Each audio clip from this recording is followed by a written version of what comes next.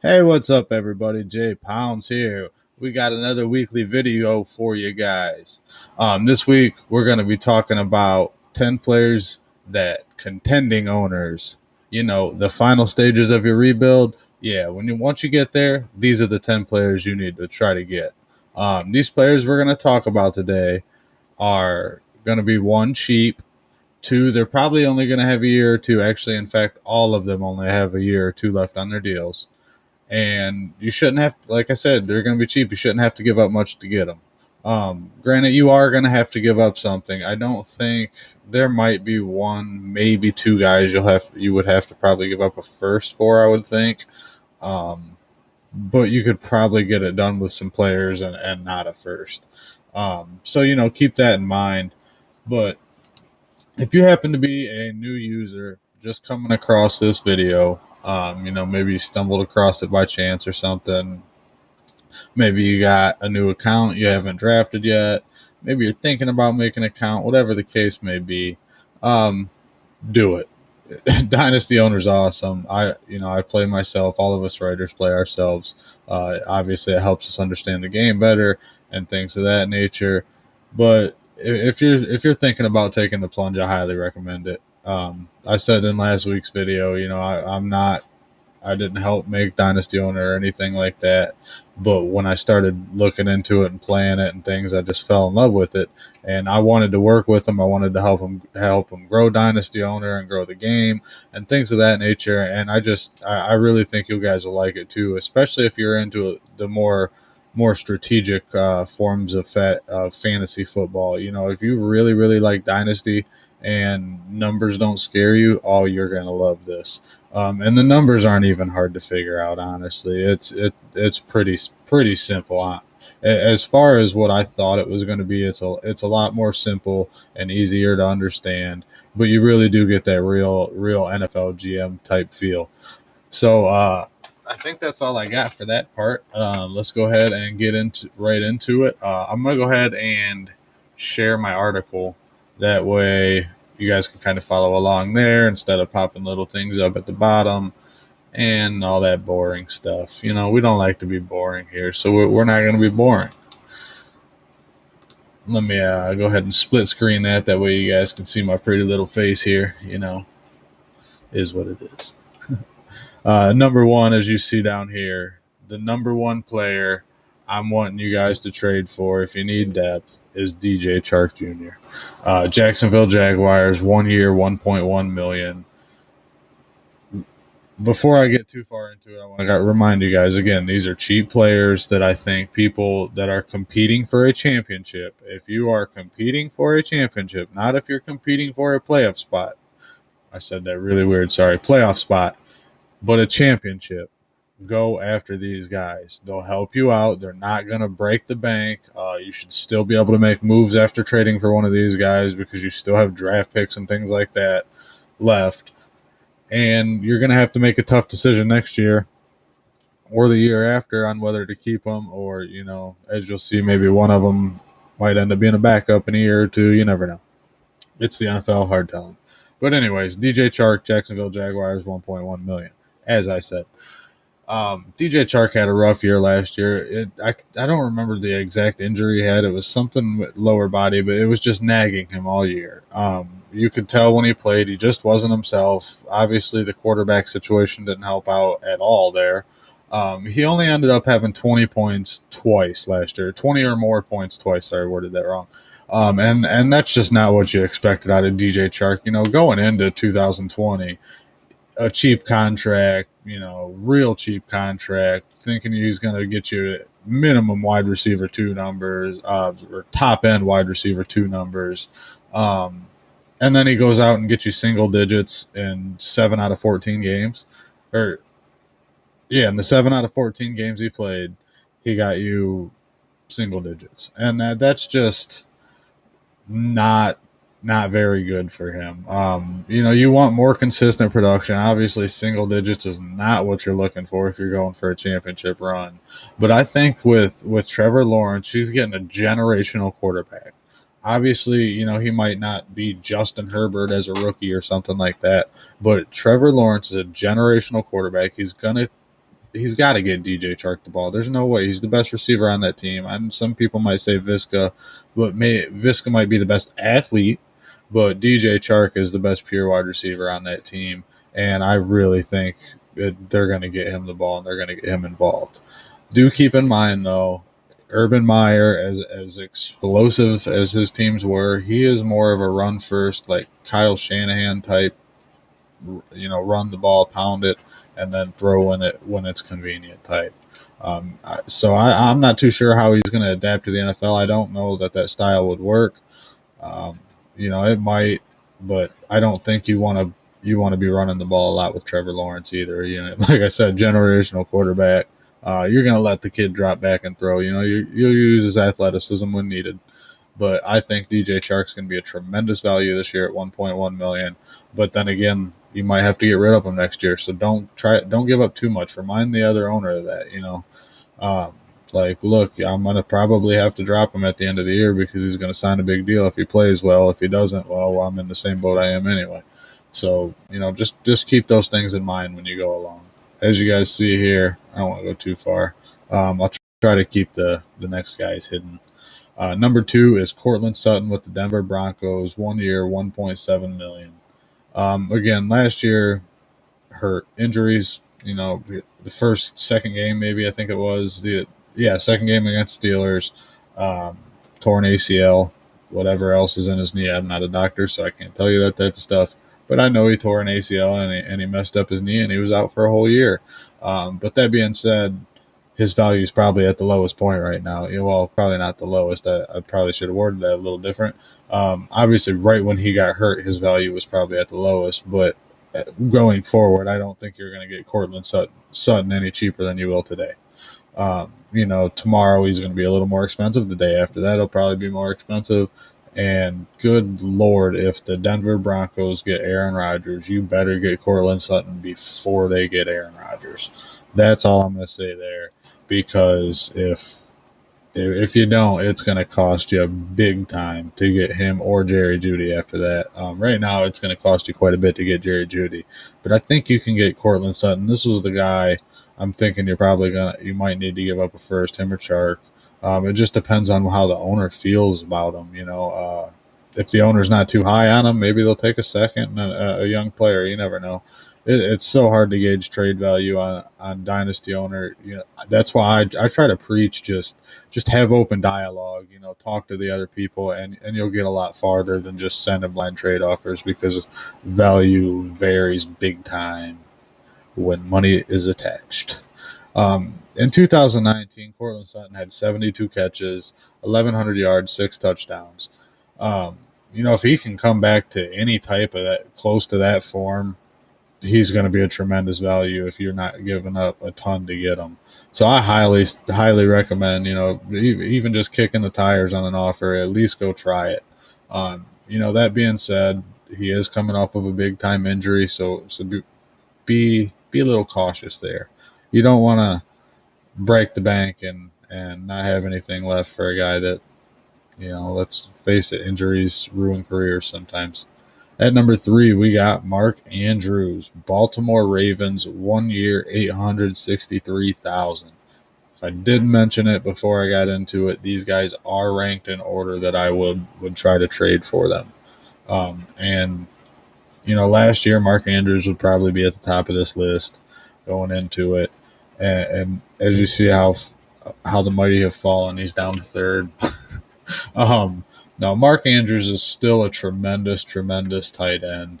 He's top 4 at least, in my opinion. I haven't seen Kyle Pitts play, so it's impossible for me to put Kyle Pitts ahead of Mark Andrews right now, just because of how non-guaranteed things are in the NFL. Whatever it may be, something could happen, and Kyle Pitts just ends up not playing well, whatever. I'm not saying that's going to happen. Don't quote me that that's going to happen. But you never know. Mark Andrews has been there. He's done it. He's shown that he can be productive in a run-first offense at the tight end position. And I just think, if you can go out there and get him this year on this cheap salary, and Lamar Jackson takes a step forward instead of backwards like we seen last year, you're going to be on to something. In 2020, Lamar Jackson took a step back in passing yards, completion percentage, and touchdowns. And in turn, Mark Andrews, his everything or in his major categories was receptions, yards, and touchdowns. They all dropped from 2020 from 2019. They dropped instead of gained, like you want to see with these young players. And then you add on the fact that the Ravens now have the best wide receiver room they've had in years. Uh, granted, Bateman's that hasn't played, Watkins always hurt, but it's still better than it has been in a long time. And that doesn't help Mark Andrews by any means. Maybe it does because he sees a little bit less double coverage, but it's I don't know. With as much as they run the ball, with as rough as Lamar looked as a passer last year, it's tough to give up a lot to get Mark Andrews, and I think the perception you can probably get him decently cheap right now. Everybody has Kyle Pitts right ahead of him, so you can definitely get Mark Andrews relatively cheap. And if you're going for a championship run and you need a decent tight end, who better to have than Mark Andrews there? Obviously, you want your Kelsey or your Kittle or players like that, but Mark Andrews, why not? If that's what you got to roll with, that's not a bad option by any means, especially if Lamar takes a step forward passing. At number 4, we have Myles Gaskin, Miami Dolphins, 2 years, 650,000, 650. Wow, man! Is the paid difference is a starting running back making basically $500,000, way less than that after taxes. Probably I don't know what taxes are like in Florida down there, but man, the main concern here with Gaskin is he just didn't stay healthy. He had the chance to be a lead back, and he just couldn't stay healthy. He didn't have a big time injury or anything, but nagging injuries that make you miss games cost you fantasy championships. He did well in the games he played in. He had 142 carries, 584 yards, and 3 touchdowns, and then he added another 388 yards and 2 touchdowns through the air. So he's solid. He is a solid player, but it's not somebody that you want to go and mortgage the future for. Give up whatever you need to, whatever you feel comfortable giving up for him is what you're going to give up for him at the end of the day. But I wouldn't go out and get rid of a first for Gaskin because he's probably not going to be the lead running back in Miami next year. Likely he doesn't stay healthy all year again with an added game, and maybe he learned how to take care of his body last year. You never know, but the fact that Salvan Ahmed stepped in and did just as well as Gaskin did shows me that the Dolphins aren't going to be locked onto one guy. I don't think. They are going to give Gaskin an opportunity, and I still think Ahmed kind of works his way in there, and it ends up becoming more of a committee approach because neither one of the guys just seem durable enough. But that said, your bench scores points in Dynasty Owner. That matters. We raised it to 25% bench scoring this year, so bench matters even more. So you need solid players on your bench. You don't want goose eggs. You don't want 1 points, 2 points from your players on your bench. For them to really make a difference, you need solid players there. And I think for at least 2021, maybe 2022, Myles Gaskins isn't a. I keep calling him Gaskins, like man, he's a head Gaskins. No, but he's not a bad option there. But like I said, just err on the side of caution because I don't know.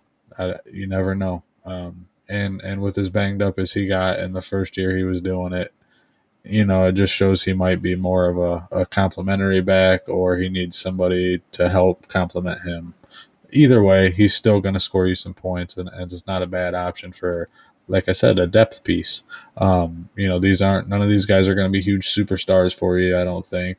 Maybe Chark or Sutton, depending on the situations there, how Lawrence or the Denver Broncos quarterback situation turns out. Maybe one of them two turn into stars, but none of these other guys are going to be stars. They're just going to be solid contributors that help towards your championship run. I don't want to break your banks and mortgage your futures in June or July. So it just is what it is, guys. Don't go out and trade big trades unless you're getting a surefire stud right now. Go after these little trades are what's going to help you build a solid roster. At number 5, we got Ronald Jones, Tampa Bay Buccaneers, 1.7 million. Does anybody's coach hate to play Jones? It just seems like Bruce Arians hates Ronald Jones. I don't get it. The dude was decent last year. He had 192 carries, almost 1,000 yards, and 7 touchdowns. And he was just mean when he ran the ball. He was first contact was not bringing him down at all. And then you see Tampa go out and re-sign Fournette, which I get after the playoff run he had, but they bring Bernard in. It's just like they're never going to be happy with Ronald Jones. It's still got Keyshawn Vaughn there. So even, the games that he did perform well last year just seemed like, all right, next week you're out, whatever. You get 10 carries next week. Yeah, sure, you just ripped off a 99-yard run or whatever that run was. You had a 180-yard game, whatever. Next week you're getting 4 carries. Like, I don't get it. He drops a pass and he's benched. It just blows my mind. He did show improvement in the passing game. But that being said, they got Fournette there. It's more of a committee approach. From my opinion, they're going to use both of these guys again, and you got to just deal with what you deal with in the running back position in 2021, because that's what it's come down to. There's a few workhorses, and the rest of these guys, you're just going to have to kind of hamper down and pick the good weeks, I guess. At number 6, we got Deebo Samuel. I'll try to speed it up so I'm not taking up too much of your guys' time here. Number 6, Deebo Samuel. Stupid fly. San Francisco 49ers, 2 years, $1.8 million. Same thing. It's a common trend here. Injuries. Players that are coming off injury, owners tend to worry. Makes them a little bit cheaper to acquire. Deebo Samuel, like Cortland Sutton, he's got a stud in front of him now, and Brandon Ayuk, young quarterback that we don't know much about. Obviously, I expect Lance to do well, but you never know. That's something you can use in a trade negotiation, because you should all be using negotiations instead of just sending out trades by now, as we've all talked about several times now. But in Deebo's rookie year, he had 57 catches, 803 yards, 3 touchdowns as a rookie. He was tremendous after the catch, looked great for the future. And then this year, or the following year, they draft Ayuk. Samuel's hurt all year, and towards the end of the year, Ayuk just blows up, and he looks phenomenal. Plus, they have George Kittle as well. It's going to be limited opportunities for Samuel. He does make the most of them, though, it seems like. But as far as that goes, that you got to worry about the run game too, because they're a big time running team in the Bay Area.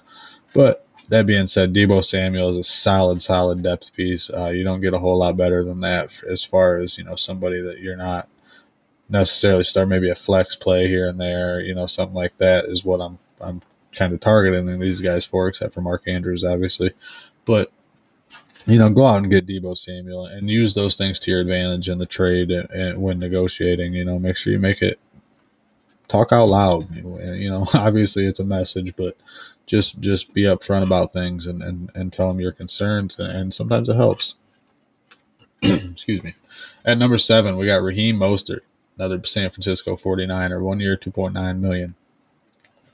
Big concern about Mostert is the fact that the 49ers drafted Trey Sermon and traded up to get him, and traded more draft capital away to get him after they sold the farm to get Trey Lance. They gave up a lot to get Trey Lance, and then they gave up more to get Trey Sermon.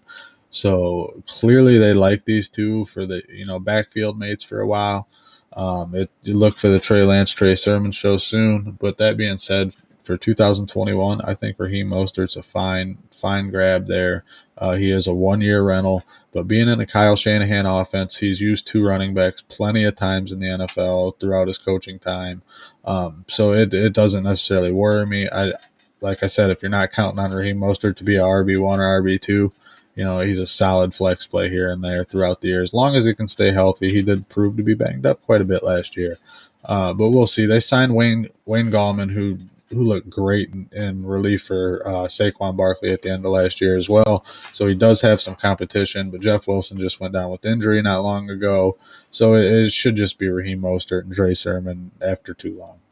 At number 8, we got Juju Smith-Schuster, Pittsburgh Steelers, 1 year, $8 million. He is the most expensive guy on this list, but for $8 million bucks, it's a 1 year rental. I don't think he's going to cost much at all to get.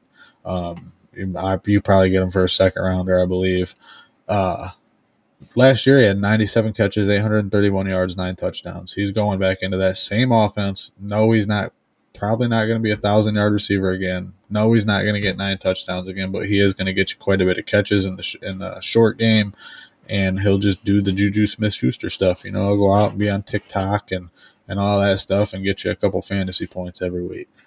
I'm talking crap a little bit there. I love Juju. He's a Steeler. I'm a Steelers fan, but I don't expect nothing crazy out of him this year. And then he came out and said he signed a 1 year deal this year because he knew next year the cap was going up so much, and he wants to try to reset the wide receiver market. So you're probably not going to keep Juju Smith-Schuster after this year. Another thing to use in trade talks. So just keep all those things on your mind when you're wheeling and dealing with other owners, and you want to use these types of things to your leverage. Like, hey, Big Ben's getting another year older. He looked pretty washed up at the end of last year. This is coming from a Steelers fan, so yes, you can use that. They got Claypool and Deontay Johnson. He's probably just a 1 year rental because he's going to cost a lot more next year. Especially if he plays well this year, then he's really going to cost a lot more. And if he doesn't play well, then I'm still out.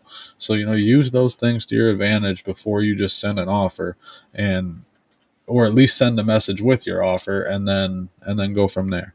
At number 9, we have Devin Singletary, Buffalo Bills, 2 years, almost $1 million bucks. I had a lot of trouble not putting Devin Singletary last on this list because of the year he had last year, but pay. As cheap as he is, and then as young as he is, and the offense he's in, it kind of gave him a little bit of a boost above, as you see down there, Mike Davis at number 10. But Devin Singletary, he only had 600, he almost had 700 yards last year, 686 with 2 touchdowns.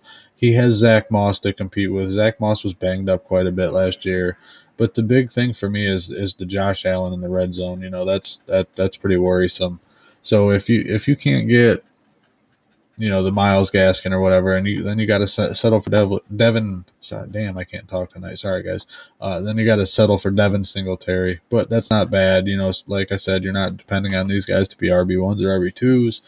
You just need them to be solid on your bench week in, week out, and Devin Singletary will probably do that for you. He'll be a nice, consistent couple points on your bench, and after 25% of it is taken out and all that, he'll get you a few points each week on your bench, and it'll help towards your championship run. Every point matters in the playoffs, and you never know what happens in the NFL. Devin Singletary could have a great offseason and come out ready to roll. You never know.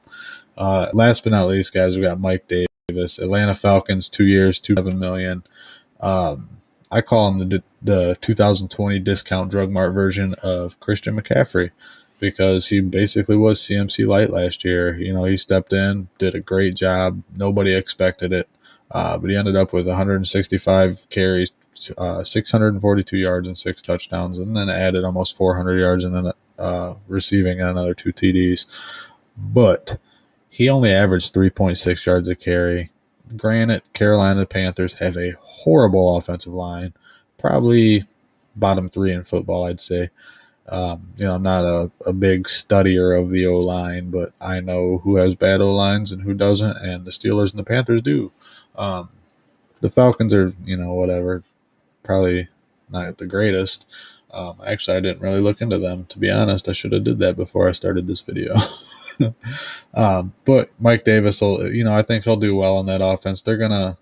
People keep thinking they're going to throw the ball a lot, but the Tennessee Titans were in the bottom. I think they were 30th in passing offense last year. They ran the ball a lot. Granted, they had Derrick Henry, but I don't think they're going to be a top 5 passing team anymore. It'll probably be, middle of the pack for passing and rushing next year for the Falcons. So that helps out Mike Davis. But you also have to look at Mike Davis as a 1 year rental. He's been a journeyman his whole career. The Falcons will probably bring somebody else in next year if one of these young rookies that they have, undrafted guys that they had in Huntley and Hawkins, don't work out. But you'll at least have Davis for this year, and he's going to get you more points probably. I probably should switch him and Singletary, but it's too late for that now. But Mike Davis will probably end up scoring more points than Singletary this year. But you'll be able to keep Singletary past this year. You probably won't keep Mike Davis past this year unless he somehow just tears it up in Atlanta and proves he can handle a full workload for a full year, and then they bring him back next year. But you never know. That being said, guys, that's all I got for you this week. I'm going to try to get it wrapped up for you. If there's anybody that you guys think that would make a good solid depth piece for a contender, let me know on Twitter at JPoundsNFL. And make sure you guys are checking out Steve and Matt the Jerk's videos, and make sure you guys like and subscribe everybody's videos. It really, really helps out. Please like and subscribe. Make sure if you want to, watch these videos and get them when they come out, turn that notification bell on as well. But anyways, good luck on your guys' 2021 chase for the ring, and we'll catch you